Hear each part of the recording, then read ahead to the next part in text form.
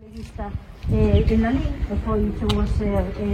presidente do Partido Galeguista en Lalín. Estamos vendo un dos temas que se ve en cuarto da ESO, de Historia de España, a República, o franquismo, a Guerra Civil e o franquismo, entón decidín que o alumnado tiña que conocer esa historia máis de cerca, vale? Que é o que queda do franquismo, que é o que queda e o que non queda e o que había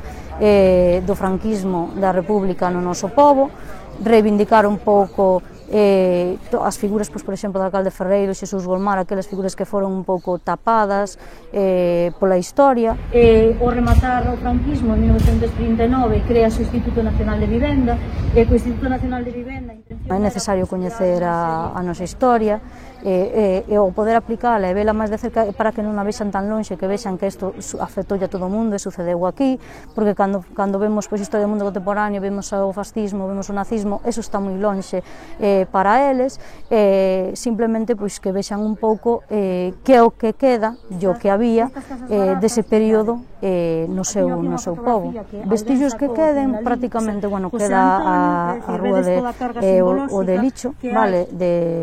do último alcalde franquista. Vimos aí un pequeno grabado que se ve o símbolo de Falanxe, e logo prácticamente coa lei de memoria histórica retiro os nosos nomes da calle de Calvo Sotelo, a General Franco, incluso aquí o das Casas Baratas se tapou o símbolo de Falanxe, ese tipo de simboloxía, seguindo a lei de memoria histórica, foise retirando, entonces pouco queda, vale, pero o que quero é que coñezan onde estaba, quen construiu estas Casas Baratas, por exemplo, como se chamaban as rúas anteriormente, o porqué.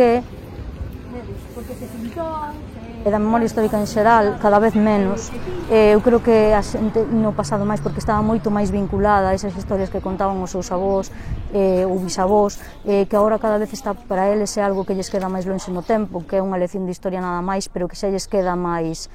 bastante máis lonxe. Doume conta que a medida que pasan os anos, esta parte da historia quedalles a eles moi lonxe. Polo sindicato vertical estaban controladas por...